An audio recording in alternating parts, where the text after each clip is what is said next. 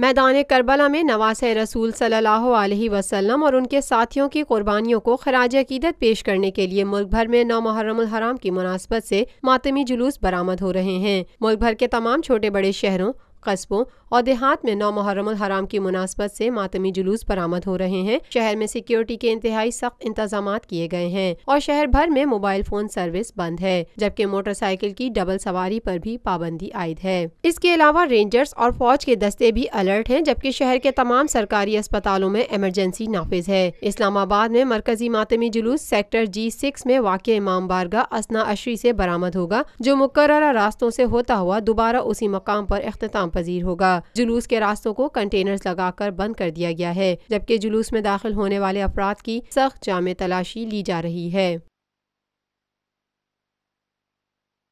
Lotus Lake Towers, a groundbreaking endeavor by Lotus Properties.